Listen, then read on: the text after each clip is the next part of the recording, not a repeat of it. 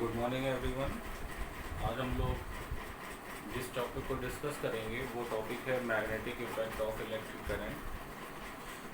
तो magnetic effect of electric current को आप लोगों ने पहले 10th स्टैंडर्ड में पहले से ही पढ़ा हुआ है, जिसमें हम लोग ने ये देखा था कि जब कोई करंट कैरिंग वायर या किसी वायर में या किसी कंडक्टर में जब कोई करंट पास आउट होती है तो उसके अराउंड मैग्नेटिक इफेक्ट जनरेट हो जाते हैं। आज हम लोग इसी को और डिस्कस करेंगे। तो सबसे पहले हमारे पास जो इन्फॉर्मेशन हमें magnetic effect of electric current के बारे में दी वो हमें दी ओरस्टेड नेम के साइंटिस्ट ने। ओरस्टेड नेम के साइंटिस्ट ने जब अपनी लैब में ये एक इंस्ट्रूमेंट जिसमें एक कंडक्टिंग वायर है,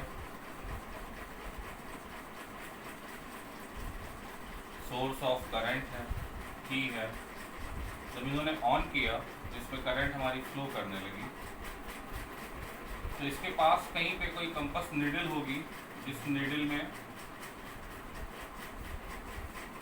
डिफ्लेक्शन होना स्टार्ट हुआ।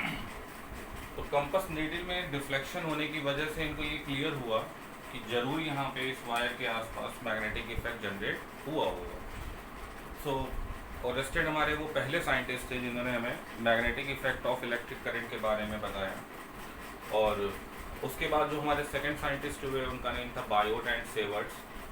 बायोट एंड सेवर्ट्स ने हमें ओरस्टेड के एक्सपेरिमेंट को आगे और एक्सप्लेन किया और उसके बिहाफ पे एक जर्नल फॉर्मूला हमारा फॉर्म किया मैग्नेटिक इफेक्ट फाइंड करने का। तो अब हम लोग मैग्नेटिक इफेक्ट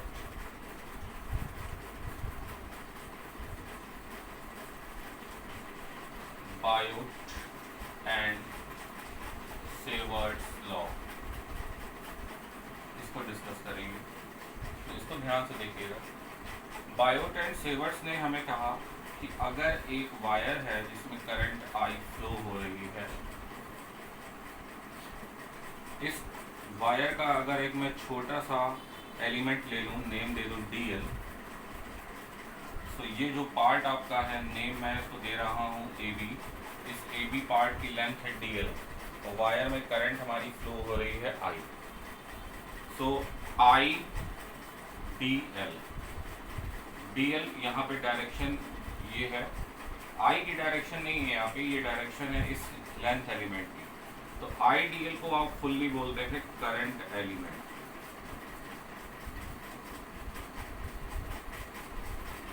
ठीक है, अगर मैं इस वायर के छोटे से पार्ट को ले लूँ DL, तो उसमें पर्टिकुलर एक डायरेक्शन शो हो रही है और उसमें मैं I को ले लेता हूँ, इंक्लूड कर लूँ, तो ये पार्ट आपका करंट एलिमेंट कहलाता है। अगर इस करंट एलिमेंट से मैं बोलूँ इस पॉइंट P पर मैग्नेटिक फील्ड की वैल्यू फाइंड करनी है, तो इस करंट एलिमेंट से इस पॉइंट को अगर आप ज्वाइन करते हैं, सपोज दैट ये डिस्टेंस आपने R ले ली, ये एंगल सपोज कर लीजिए थीटा है, तो according to Biot and Savart's law magnetic field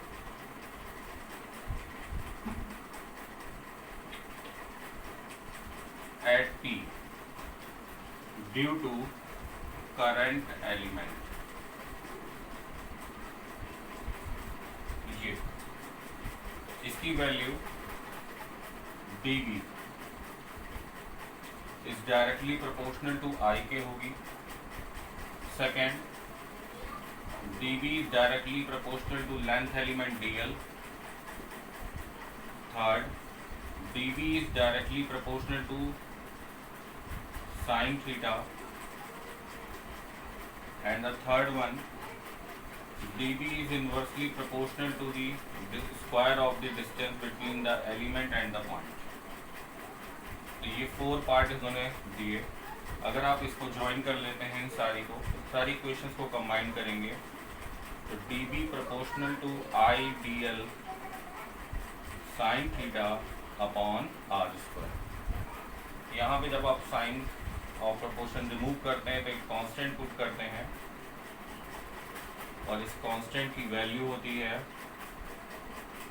mu naught upon 4 पाई। यहाँ पर आपको थोड़ा सा पॉइंट ध्यान रखना है कि म्यू नॉट क्या है।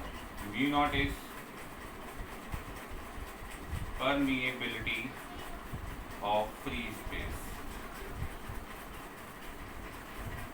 ये आपकी म्यू नॉट की नेम होता है परमिएबिलिटी ऑफ फ्री स्पेस, और इसकी वैल्यू होती है 4 पाई इंटू 10⁻⁻⁷।